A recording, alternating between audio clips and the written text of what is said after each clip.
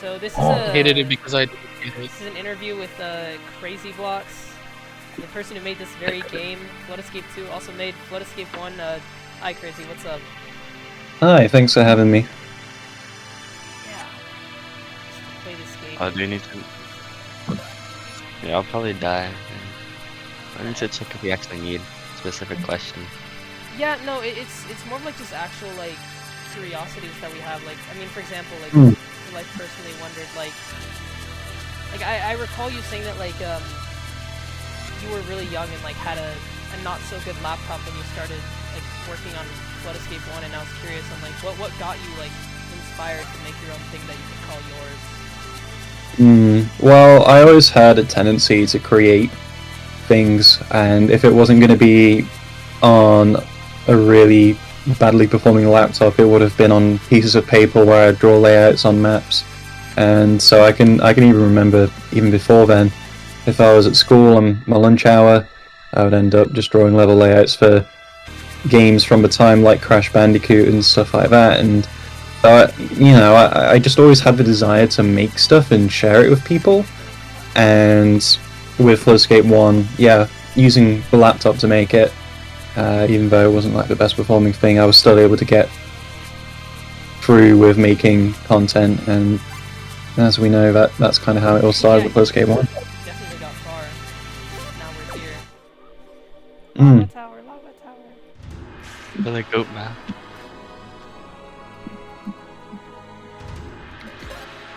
So Does the bug with the grindstone kills you still here? No, it doesn't.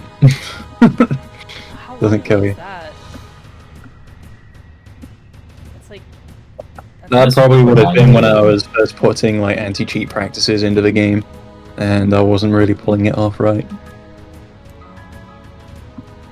so long ago. I want to play Poisonous Chasm. Oh, play Blue Moon, Blue Moon. Blue Moon. I played that earlier, me and Crazy survived. You remember, Saul, you were there when Saul had his whole Flood Escape grind, right? I think you're getting mad at me because I'll try to help him out and be like on Blue Moon. He had to learn it himself. Movie map. What made you decide to? What is like your daily life like working on a game or like in game development? What do you do? Well, when it comes to like working on games like this, it's important to like have a list of things to be able to do to work towards a new version. With something like Flood Escape 2 being a solo project and not exactly being with teams of people and just like embracing community content, it's kind of liberating being able to choose my own schedule for what I do. But I always make sure that I have a few things to work towards before updating the game, and they can range between about a few weeks to a month or two. And depending on if I'm like super enthusiastic about it, it can even be a matter of days. It all depends on the scope of what updates I tend to bring out, and if they're going to be fundamentally changing the way the game's played, or if it's just going to be little changes here or there, like fixes and bug fixes.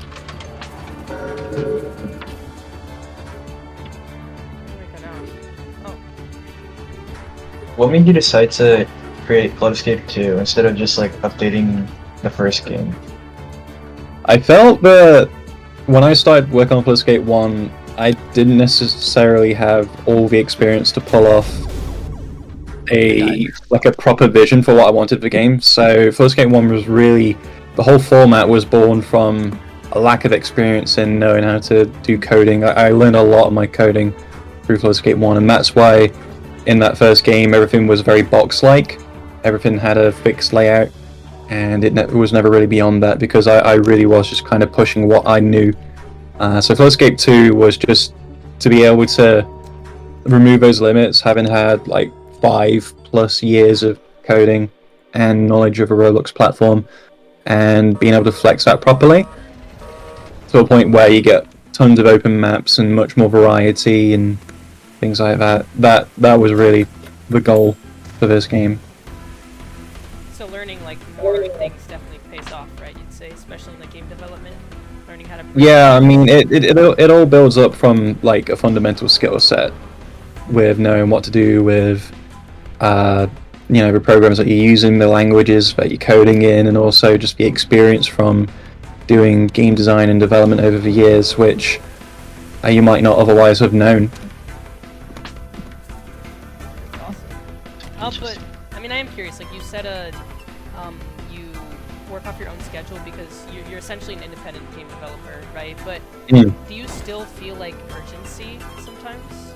Any kind of pressure? Yeah, there's almost like no days where I don't feel like some level of pressure, because I am my own boss, and so I have to like regulate how much goes in, how much work goes into what I do, and also that I'm not overdoing it, because it's all about moderating the amount of work that goes in, and if I do too much, then obviously I'm gonna burn out or have some degree of burnout, and so it's really important to pace yourself with development, so that if you already have a game that's out there, you can make your players happy, and B,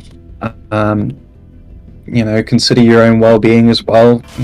Game development isn't the only thing that is important in life, and so it's a matter of like balancing career life, social life, interpersonal stuff. But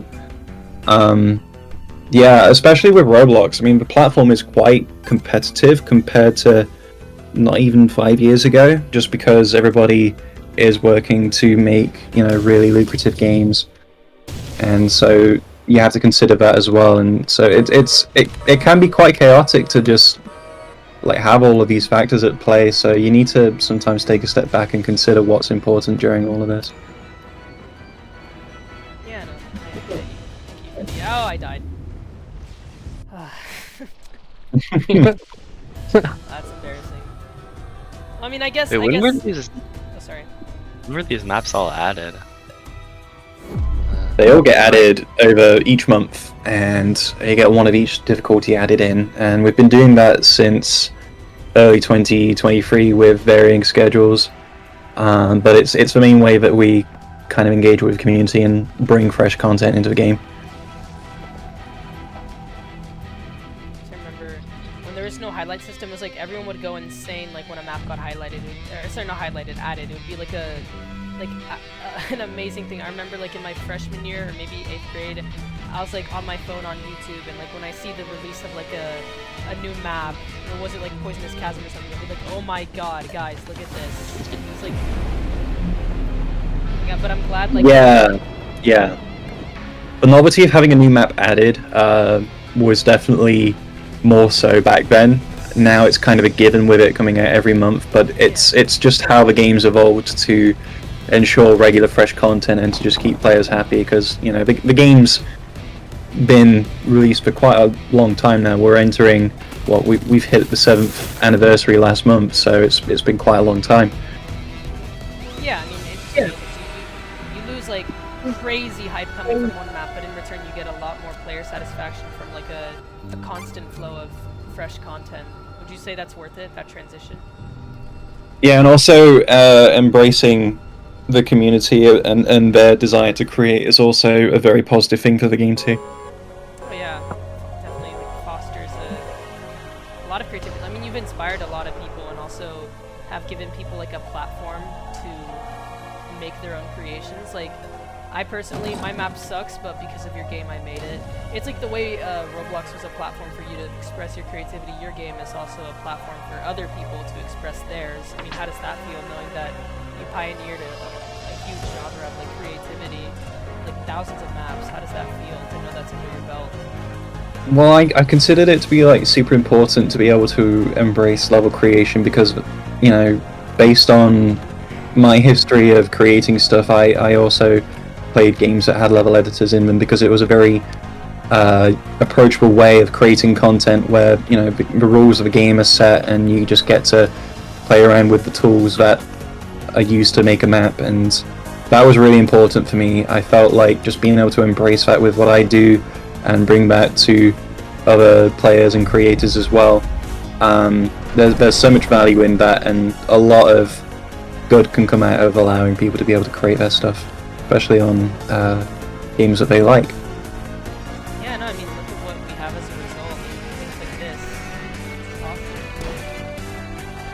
also like music makers too who composed for this game, which only started because the game existed to begin with, which is, you know, again, because you in your young years took a laptop and just made something happen, which I still to this day think is really cool. And well, yeah, it's not just about the maps, is it? It's also about the music that goes with it, because with this game, there's a heavy emphasis on the music complementing the theme and the gameplay of a map. You know, in terms of how intense something is, or if you're reaching the end of the map, it's all very well connected together. And from my understanding, there's not really many games on Roblox that do that, and so, you know, I've always valued it. yeah, no, and it's done really well. It's a good balance.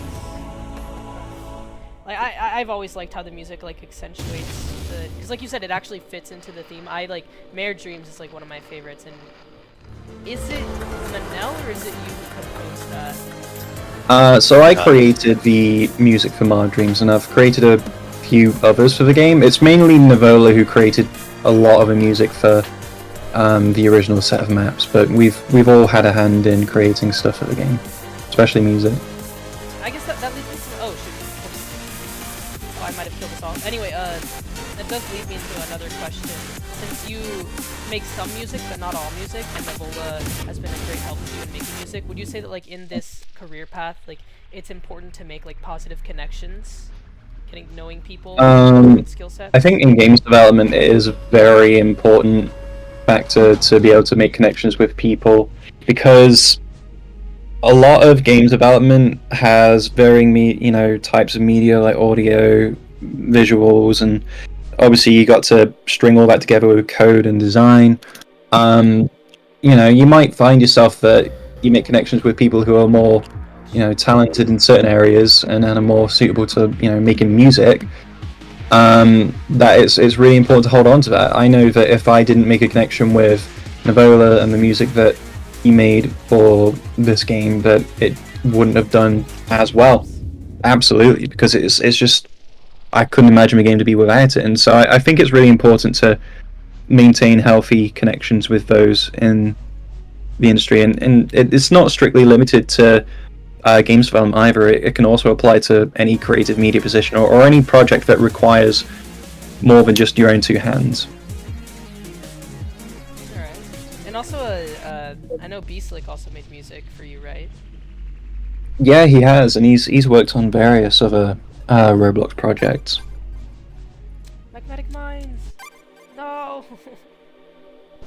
So it's not just Navola, it's various other people as well who have contributed to it, and with the highlight system, a lot of community members have embraced, taken on the idea of creating music for the game, and because of that there's more diversity as well.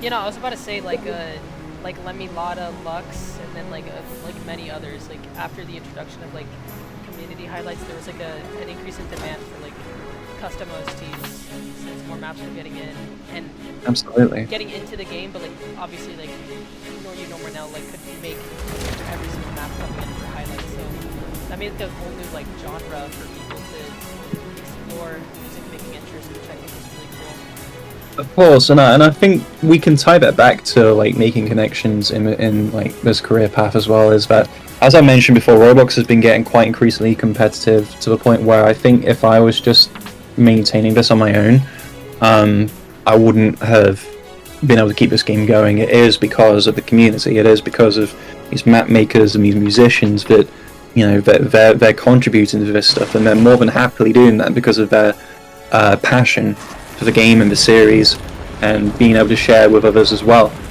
That this has just been able to keep going.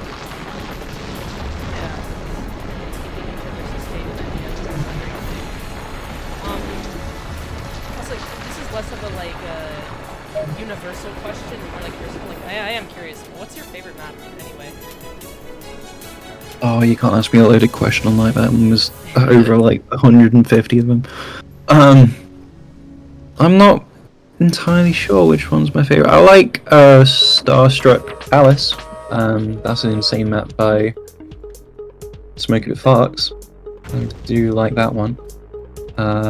If we're talking about like classic stuff, I do Beneath Ruins has a special place in my heart just because of the process of, the game kind of maturing into what it was now. That came out within the first year, and that was something that I created music for. That was entirely something I made 100% myself.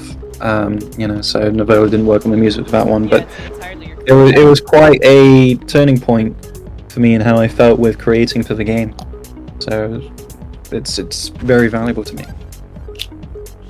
What do you think is the most important skill you've learned that helped you in creating a game, creating levels? Persistence, being resilient to taking on challenges for learning stuff, because if I was not to push myself in learning certain areas when it comes to doing game design, constantly reiterating the design of a game, trying out new skills. Like when I started developing on Flowscape 2, I wasn't exactly skilled in making music, but during the development of the game, every time I'd make a new piece of music for it, and also doing it in my free time, it got better and better.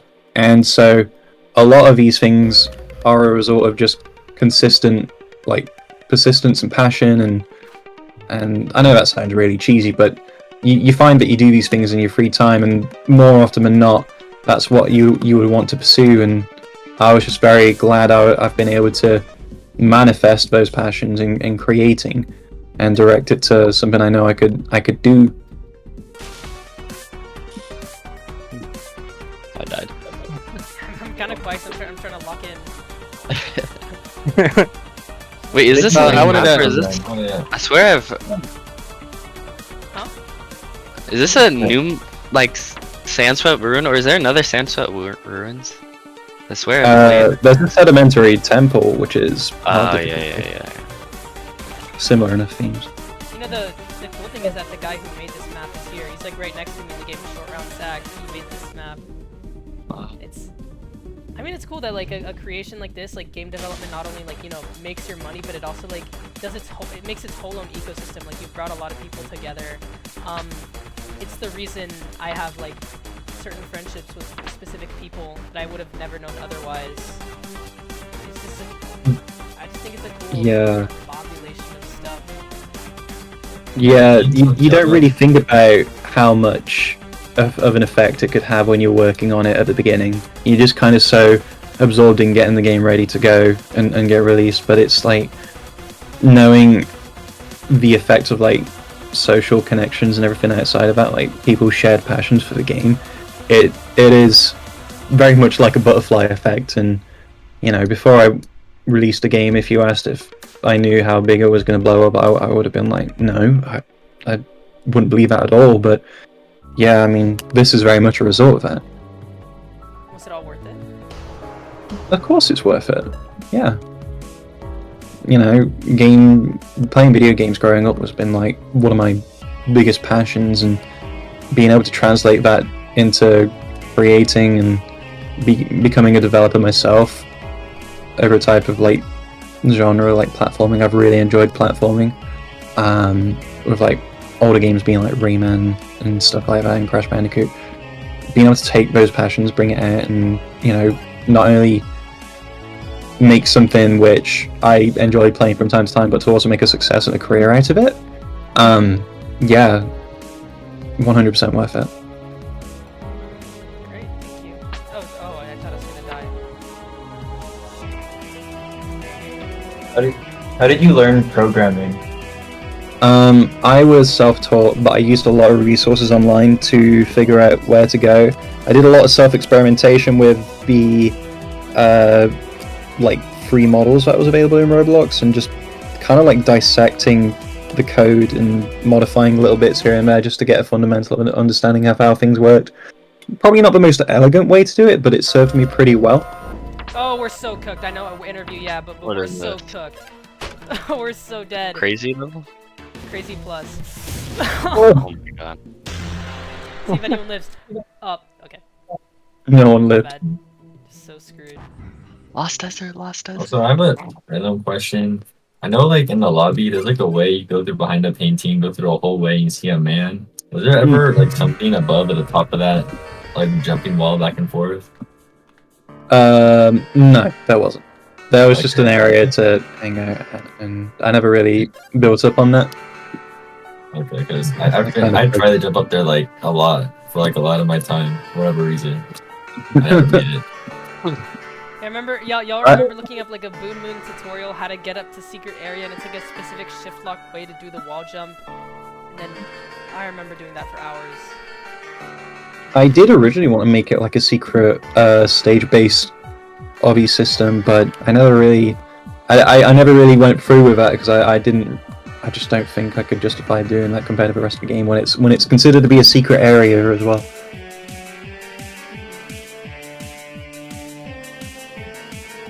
Also, the whole thing about like bringing, I don't know, like community and whatnot, like how it brought people together.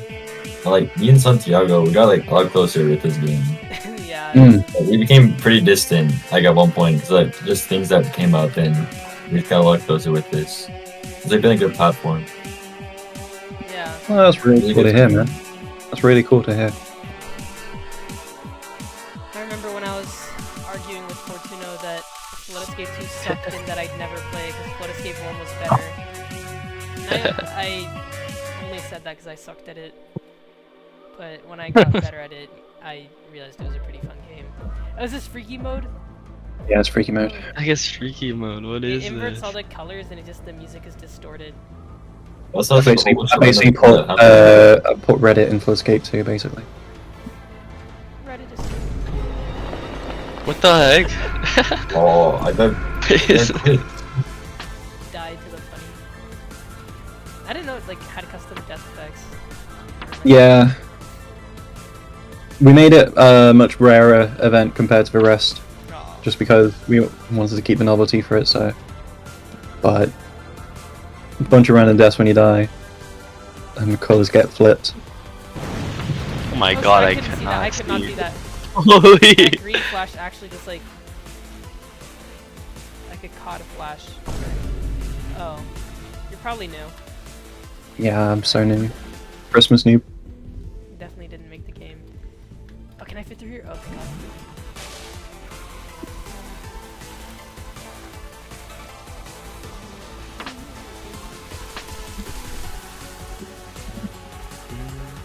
So, I have a question, kind of going back to the community part. Yeah. When did you realize that this game, or that you wanted this game to be like a community thing and not just a... Or was that the goal of the second game compared to the... I definitely wanted to provide creative tools for people to make their own maps. The thing I didn't expect was how much of a core component of the game it was going to be. Obviously the dynamics have changed quite a lot with the first few years of the game. It was mostly developed content by me and a fair few other people, and so that was like how it was for the first few years. But over time the demand for community maps was getting higher and higher, to the point where we noticed on like YouTube the content for community maps was just so strong that as I said, okay, there's clearly a need for this, and so we leaned into it quite a lot by enabling multiplayer for it in a dedicated community maps place rather than just using it for testing people's maps. So originally map makers could only play in single player, but we changed that to multiplayer and made it more fully featured. And yeah, of course, in early 2023 we introduced the highlight system, which basically showed our commitment to bringing community content into the game and just showing how important all this is and the value of it. So there was definitely a massive shift in how community content was embraced in the game. It went from just being there as a tool for people to create stuff to suddenly becoming this entire like kind of separate game where people would make all their stuff for.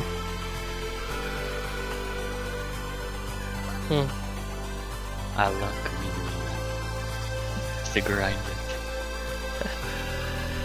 Because there's just so many different types of maps that are in community maps versus the standard FE2 now as well, that probably wouldn't make it into the main game, but there is clearly like groups of people that would like to play those types of maps, like challenge maps. Oh, shoot, I used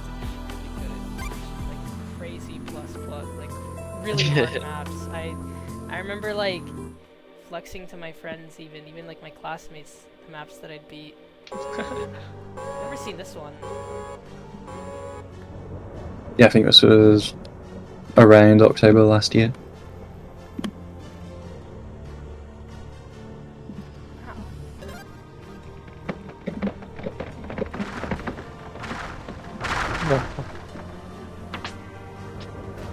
Lock in. How did you come up with the idea for the game? So Full Escape, if we're going all the way back to like the first one, I remember just playing around on Roblox, and the games on Roblox back then around 2010, 2011 weren't exactly of fantastic quality or caliber, but you know, there was still plenty enough to play.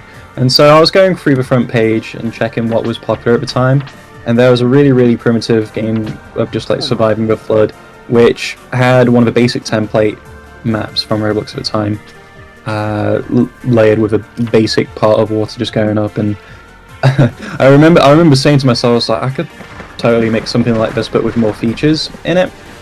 And so I gave it a try, and I wanted to have my own spin on it with a mostly like underground facility influence, which is what Full Escape 1 is really based on, just mainly being in an underground facility, and just adding a bit more like dynamics to it, like changing maps and being able to push buttons to go around and unlock other areas of the map. Just basically adding more features to it, and that was what started it really.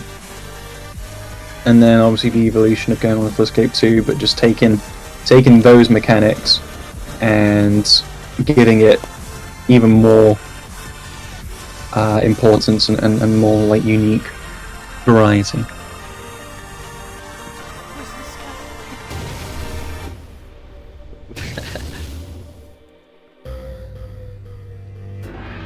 I died at the very end of Oh this my last god, time I I done died this. immediately. Oh my Wait, god, what me was that? too. All brain rotted? Uh, You're so childish. yeah, he's... I haven't really done him very well at all. Yeah, you can blame them for that. I might be partially slightly at fault.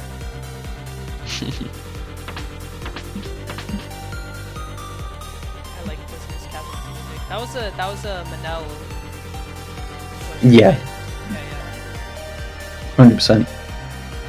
I like the Preppin' Seas. That one's nice. Yeah, right. You know That's the one one thing I like about Novola. Like he does a lot of varying styles of music. He's diverse with it. That's why he's so like. That's why like in my eyes he's so OP. Like I know Domino like is really good at what he does. The thing about Manila is that he has like a wide variety of what he can do. It's also really nice. Oh, dead. It's alive. This is a weird experience. Like genuinely, like out of character. Like, this is such a weird experience because, like years ago, I remember like my friend group and I would grind this, and now right now we're able to talk to people who made it and ask her questions. Oh, you lived? Fallen, Yeah. fallen, Oh, please. GG. Was that your first time? I think so. GG. Tough. GG.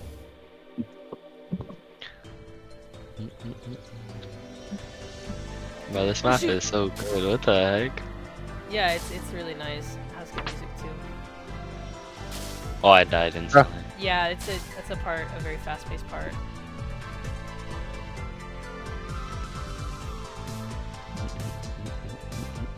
I actually wanted to ask this earlier, but I just had forgotten to.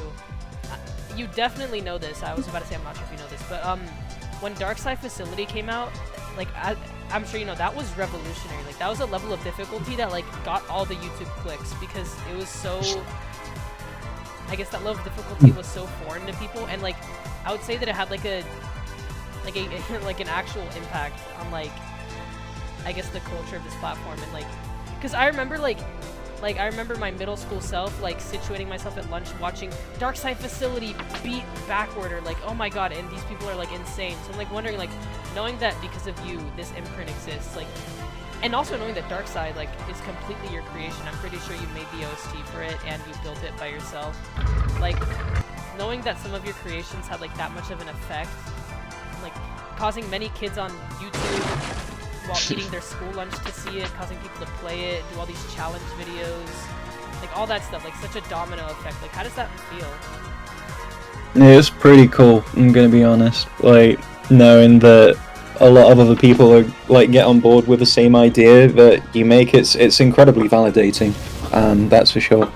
And then seeing all the spin-off creations that come from it, like as we know, community maps has been a big thing for the game, but seeing how much inspiration people took from that and then wanted to kind of build on that universe of a map like Darkside and just seeing what they could do with it, that was really cool to see.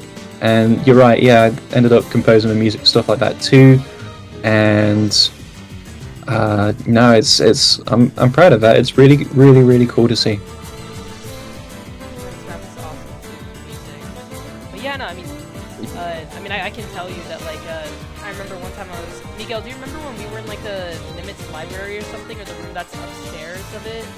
And like I was on a computer and I was watching like a Dark Side Facility video. Do you remember that at all?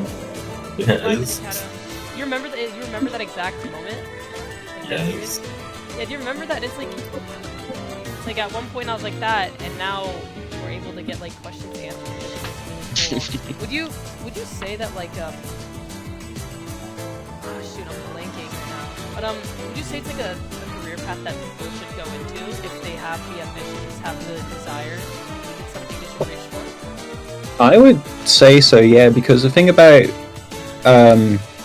making use of your creativity is if you're able to like, if you enjoy that outside of work to begin with, then if you're able to like pursue that as a means of like securing a career as well, then you know there's always gonna be parts of a job that you don't like, but if you like channel what it is you're good at into something that you can do for work, do it, because then you spend quite a majority of your time enjoying what it is that you do. And there's so many ways to go around it as well. It doesn't have to be limited by Roblox. There's so many platforms, there's so many engines, there's so many tools and tutorials online. There's never been a better time to get involved in creating as well, because there's always more tutorials that get uploaded online. It's just the growth has been exponential, and so have the resources. And so I would say give it a go. It's always better to give it a go. What if people don't see like with a career path, what if they don't see like an immediate success, or like a success that's quick enough to fulfill their satisfaction so they can keep going? What if they like get deterred by the lack of any movement? Would you say that it's worth it to stick it, just keep going? Well, you wouldn't know if you don't try, and that's the ruling factor there. Even if success wasn't to be had, if you're able to enjoy it or take something away from it, there's always something to take away from committing to a project, and you know what worked, what didn't, and you will always pick up skills along the way, so it's always going to be a net positive to some degree. Now people judge success very differently, and if you define success by purely just making it out as a career, that might, you know, you could interpret that as being tough. But if you're able to take away other little wins from that, like the skills you're able to do, or you know, saying you were proud for being able to have made this, and you know, listen to your drive and actually do that, because not many people would get to that stage even so. And you know, it's all very relative, but you just don't know if you don't give it a go. Awesome, thank you. All that advice you said, like, have you ever relied on it? As in, has there ever been a point where you yourself just wanted to quit, and then had to remind yourself that you just gotta give your creative self a chance and just had to keep going?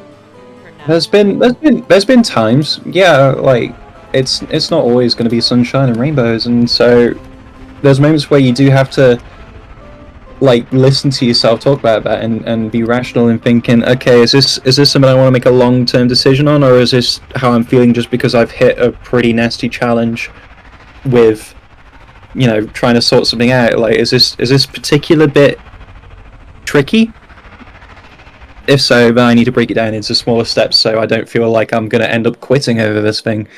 Things like that. Being able to break it down into like much smaller steps at a time, and not just trying to like cram the entire vision of what it is that you want to see in your brain at the same time. Break it down, it'll help so much. Alright, thank you. So, you would say that you're satisfied with this career choice? 100%. Yeah, there's not much other stuff I would consider myself to be satisfied in a career of choosing. I mean, if I wasn't going to be doing games development, I would probably still be pursuing something creative. As you know, I make music for the game, and sometimes outside of a game, I would probably have pursued that. And the music industry is probably more competitive than the games development industry by a long shot. But just because it is doesn't mean I wouldn't have I wouldn't have not given it a go. I would have still done it because I would have had the passion for it. If it wasn't games development that was going to take my time, it probably would have been music. Yeah, awesome. And it's even if like there's no immediate success, I mean, would you say you're still winning at the end of the day if you're able to listen to a track, play a map, look at a game you made, and like just feel happy about it? It's out there now thanks to you. Would you say that? Of course, because it exists, because you've done it. That's better than it not existing. Yeah. Oh yeah, I agree. Awesome. That's important enough. And you know, we talked a lot about things you had to learn to start game development. Like, is there anything that you've learned from it? Like, from the position you are now, present day, is there anything more universal that you've learned?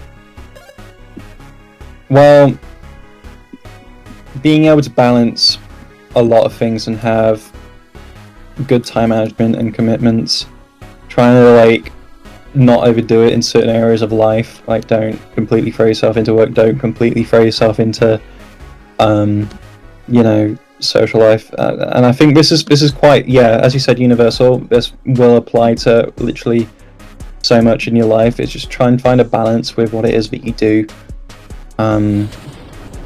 You know, don't, if you enjoy it, that's great, but just know that if there's going to be too much commitment in one area, make sure you're not neglecting other areas of your life or job or social life. Just keep that in check. Yeah. I feel like that was a big deal with me because when I was younger, I definitely wanted to do game development, all the Roblox games and stuff that I played. And the big reason why I like stopped pursuing it was because there's like a lot of other things that's still like similar to game development that I'm also interested, just like graphic design and whatnot. Yeah. And I think that one of the biggest reasons was that I didn't want to spend the rest of my life like on a computer. That was kind of and that's entirely valid, right? Yeah. But again, it's that's part of why I say, like, if with my job I spend quite a fair bit of time on a computer, just like you said, and so obviously I would want to make sure that I, on the other hand, when I'm not working, I would want to spend time away from the computer and commit doing other things, and so that's how you'd want to balance that out, right? But everybody's got their own tolerances with what works for them, and so, you know, that this is one of those cases where everybody's tolerances are different and where they would want to commit their time. Just gotta find a balance.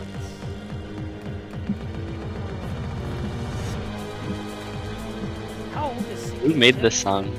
Did one of you guys make this? Singing Ship came out with the release of the game, so it's just as old as the game itself. Who made the music for it? Novola. Oh yeah, no, he did. I remember it has like a little whistle in the background, right? A whistle. Oh my god. Bro. No, I don't think it does. Shoot, am I seeing Yeah. that? Hold on.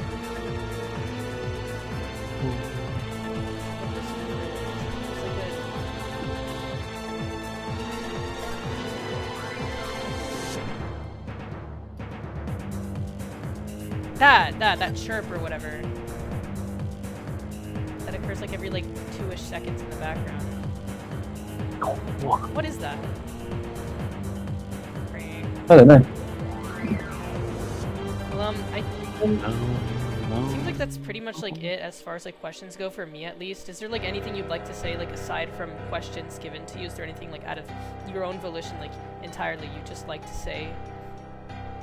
No, I think you've asked a pretty good set of questions there, but if, you know, you didn't ask certain things, especially about, like, advice generally, like, as a universal principle, then I probably would have put that on the end, but no, I think you've done a pretty good job at, like, asking, you know, how it all started and challenges during it, and the transition from early game to late game with community content. So you covered a pretty broad range of topics there.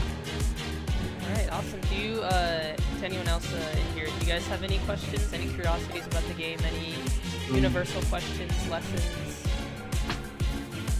Nah, not really. Where did Miguel go?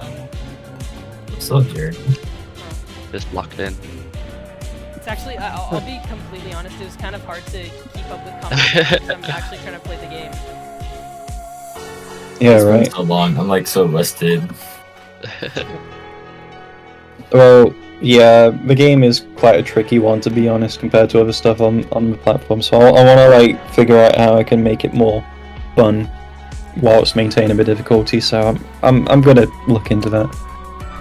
Yeah, you'll find a balance. I think that's a. As far as like a setup interview go, I think that's it. Thank you a lot for your time. Really, actually like aside from this, Yeah, thank you. you know, like you really saved us because. It's due midnight. It's due midnight, and we had no other backup plan. Well, glad I could help and come in clutch.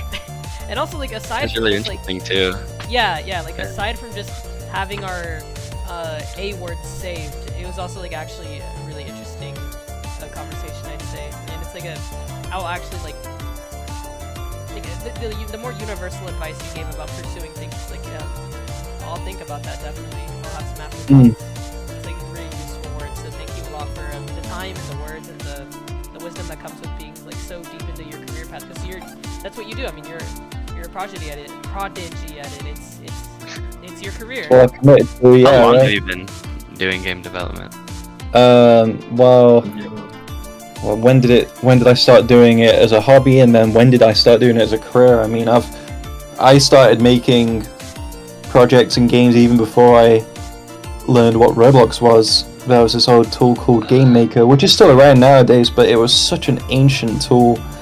I made like 2D games on that before I discovered Roblox, so really, before I turned like 12 even.